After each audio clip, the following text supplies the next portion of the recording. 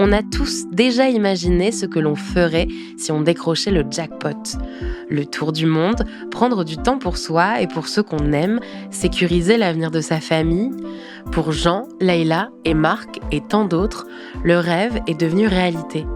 Ils ont coché les bons numéros ou gratté le bon ticket et se sont réveillés un matin, grands gagnants de la Française des Jeux. Leur vie a-t-elle changé après ce coup de chance ? Sont-ils restés eux-mêmes ? Au fond, ça veut dire quoi être un grand gagnant ? À travers ces récits inspirants, découvrez les parcours extraordinaires de celles et ceux qui, un jour, ont gagné. Dans Tout ce qui brille, rien ne semble pouvoir séparer Ellie et Lila. Elles passent tout leur temps libre ensemble, se racontent tout et semblent être les seules à pouvoir se comprendre. C'est un peu pareil pour Élodie et Amandine depuis leur rencontre. Elles s'appellent tous les jours, passent leur week-end ensemble, toutes les vacances dans la famille de l'une ou l'autre. Il leur arrive même de gratter un cash ensemble et si la chance du vendredi 13 leur sourit, c'est sûr, elles partageront la mise. En 1999, j'ai 33 ans et sur la route des vacances, avec les enfants, mon mari, on s'est arrêté sur un parking et là, j'ai rencontré Élodie et son mari et ses enfants. En 99, j'ai 30 ans. Mon mari, mes enfants, on s'arrête sur un aire de repos pour aller en Dordogne. Et puis, il y a une voiture qui était déjà là, présente. Et les gens étaient sortis. Et je dis à mon mari, t'as vu les voisins qui sont derrière nous ils ont des maillots de leur soie, peut-être ils viennent de notre côté. Je dis, on va essayer de leur parler. Mon enfant dit, nous on va les demander s'ils veulent jouer avec nous au ballon. Donc les enfants ont commencé à jouer au ballon ensemble. Et puis moi je suis partie vers ces personnes. Et je leur ai demandé de où ils venaient, donc ils nous ont dit du Pas-de-Calais. Nous aussi, et vous allez où ? Nous on va au camping en Dordogne. Nous aussi. Donc arrivé au camping, chacun a pris nous notre endroit et eux le leur.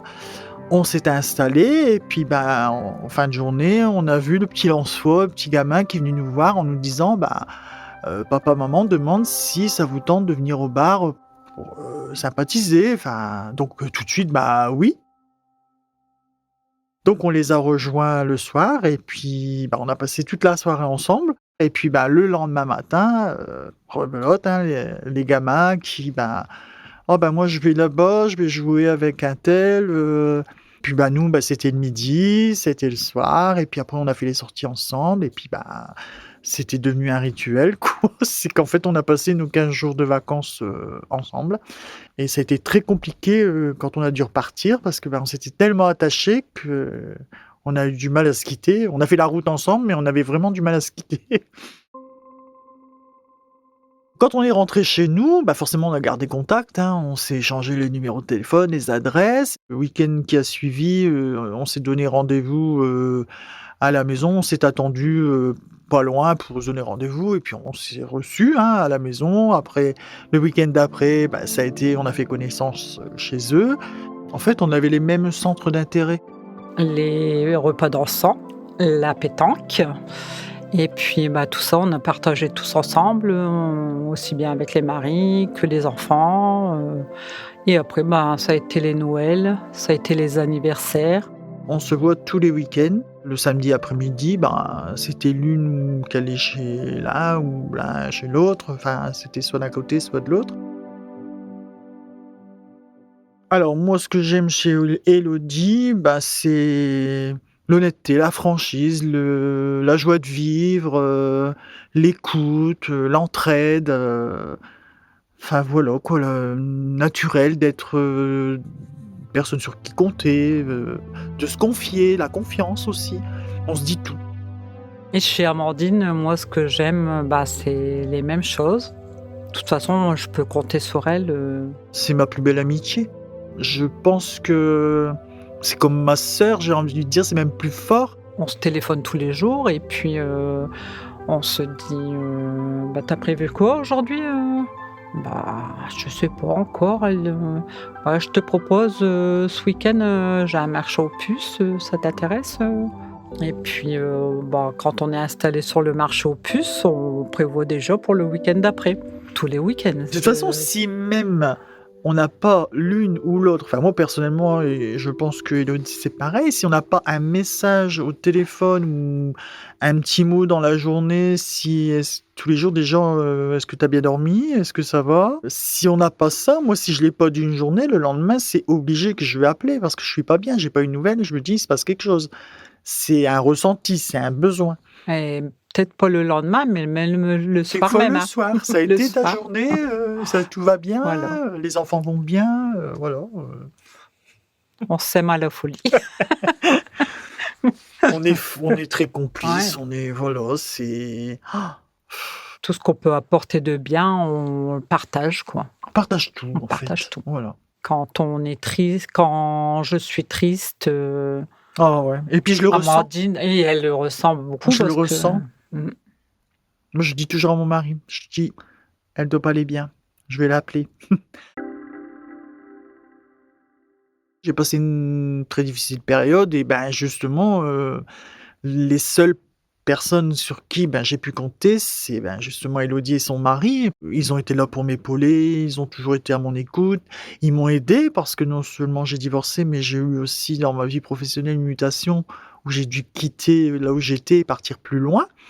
Mais ça n'a pas empêché que, ben, ils m'ont aidé à faire le déménagement, ils m'ont aidé à m'installer et puis, ben, on a toujours continué à se voir, même si maintenant, on a 100 kilomètres qui nous séparent alors qu'on était à 20. Mais dans la période difficile, oui, ils ont toujours été là pour moi. Alors en 2012, je rencontre mon mari actuel, et que j'ai présenté, à Élodie et son mari, avec qui ça a très, très bien passé. Les enfants ont grandi, on a traversé l'adolescence, de chaque côté. Il y en a 2 qui sont mariés. Élodie, elle a son fils qui s'est marié. Moi, j'ai mon fils qui s'est marié également, qui ont eu des enfants, forcément, donc mais tous ces petits moments-là, bah, même ça, on les partage, quoi, la naissance des enfants, la joie d'être mamie, même si on est jeune pour l'être, puis on les adore, les petits loulous, hein. on joue l'une avec l'autre, les week-ends, de toute Quand façon. on se voit, il y a pas de rituel, c'est-à-dire que quand on est à 4, on prend un cash. On s'était dit un jour ou l'autre, pourquoi pas? Pourquoi pas nous? Donc on en prend 4 Voilà. et puis on les tend, pour faire choisir à l'un et l'autre. Mais on se dit que voilà, le gain est partagé à 4. On a toujours partagé. Donc là, forcément, bah oui, le but c'est de gagner à 4, mais de aussi partager à 4. En août 2021, Élodie m'appelle en me disant: «On part en vacances». Et elle me dit: «Tu viendras pas avec nous?» Bon, je dis: «Bien sûr que si, pourquoi on n'irait pas avec toi?» Elle dit: «Sérieux?» Je dis: «Oui, oui, oui, y a pas de souci». On a passé une superbe semaine et puis il s'avère que, bah, on est rentrés, mais c'était un vendredi 13. C'est très important, moi, le vendredi 13, c'est mon petit grattage, on rentre de vacances et du coup, on dit à nos maris: «Allez nous chercher, des grattages». Donc nous, le temps qu'on déballe les valises, enfin voilà, on se met à la terrasse parce qu'il faisait beau en plus. Et ils ont mis un temps quand même avant de revenir et puis ils sont rentrés avec les jeux. Puis Marie me dit: eh ben dis donc, avec le vendredi 13, ça a été difficile parce que les 2 premiers tabacs étaient fermés. Il a pris les grattages, il les a présentés, il a fait choisir, tout le monde a pris son grattage, on s'est installé à la terrasse, on était installés, ils nous ont rejoints et puis on s'est mis à gratter. Élodie, elle est à ma gauche, elle gratte. Mais bon, moi je vais relativement vite, hein. Je prends pas de suspense, c'est pas mon truc. Et mon mari, je le vois, mais lui, très lent, très lent, très lent. Et quand il gratte, il dit: «Tiens», et il me donne le numéro. Et donc il gratte 1, 0, 2 0. Bon, il s'est dit: «C'est peut-être 100, 3 0». Alors la pression a monté, hein. Et après, forcément, mais il l'a vraiment fait, vraiment. Ça a été le dernier, je pense, à a donné le chiffre et la somme, en fait, hein. Il a dit: «J'ai les 500 000», on l'a pas cru. Honnêtement, on l'a pas cru parce que, souvent on nous le fait, quoi. Je veux dire, la blague, j'ai 500 000 et c'est fou. Mais moi, dans son regard, quand il m'a regardé, qu'il m'a dit: «On a les 500 000», et dans son regard, j'ai dit: «Plaisante pas». Et c'est là que donc là, il m'a tendu le billet. Ah, je dis: «Ah ouais, c'est pas une blague, c'est vrai».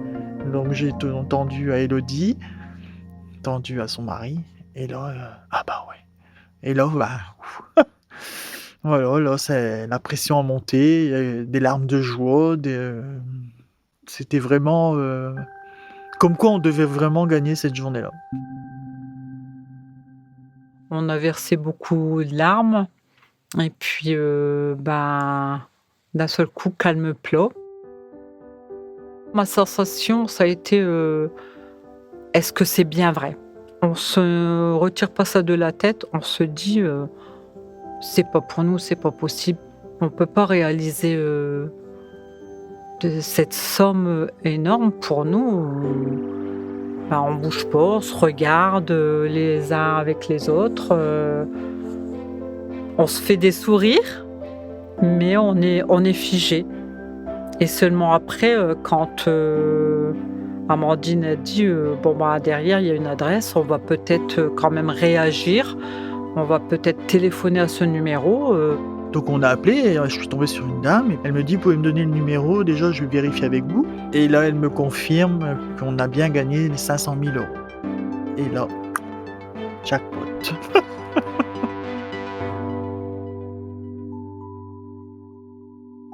La semaine suivante, on s'est déplacé à 4 au centre de paiement. On a fait l'encaissement et puis là voilà qu'on était sûr que c'était fait, et moi je vous assure que j'ai bien dormi après. Moi et mon mari, on est repartis avec les 250 000 et Amandine et son mari sont repartis avec les 250 000 aussi.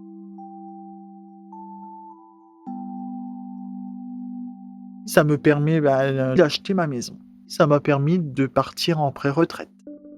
Donc le but était d'acheter. De toute façon, acheter, c'était notre projet.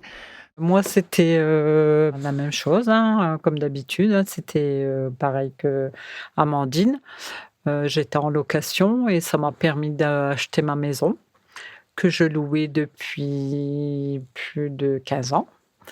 Donc, et changer de voiture aussi puisque la mienne, elle avait fait son temps aussi. Donc, m'acheter une voiture neuve qui sortait toute neuve du garage, que j'étais fière.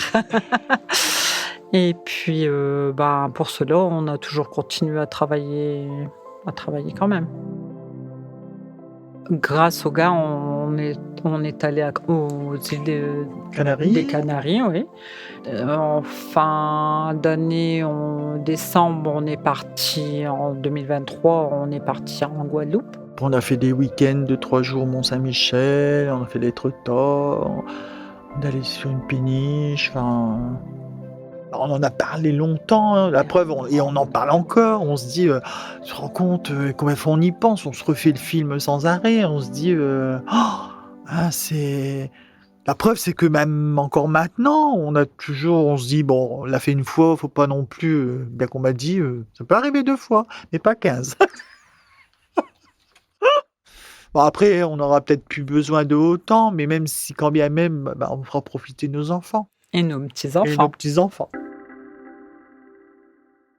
Je viens à me dire que l'une ou l'autre, surtout nous, qu'on viendra se retrouver seul. Moi, je l'ai déjà vécu quand j'ai divorcé. Je pense que oui, on cohabiterait. Je pense qu'à la retraite, on se verra tous les jours. On fera plein de voyages ensemble, beaucoup de marches ensemble.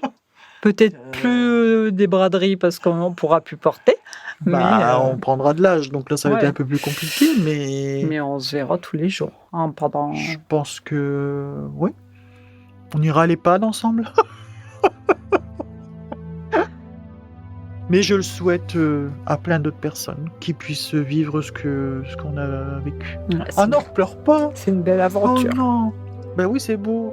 Alors faut pas pleurer. Sinon tu vas me refaire pleurer. Oh non. Oh. d'un coup, c'est fini. C'est un partage qui je sais pas mettre les mots dessus, je rêvais pas mieux de partager avec, Amandine, et son mari, nous sommes comme C'est ça, quoi. c'est vraiment une preuve d'amour en plus, moi je dis que c'est vraiment comme mon mari a dit, il était tellement heureux de pouvoir partager cette somme avec eux, bah voilà quoi. Les jeux d'argent et de hasard peuvent être dangereux, perte d'argent, conflits familiaux, addiction. Retrouvez nos conseils sur joueurs-info-service.fr et au 09 74 75 13 13. Appel non surtaxé. C'était Et un jour gagné, un podcast proposé par la Française des Jeux et produit par Slate for Brands. Réalisation et musique, Thomas Loupias.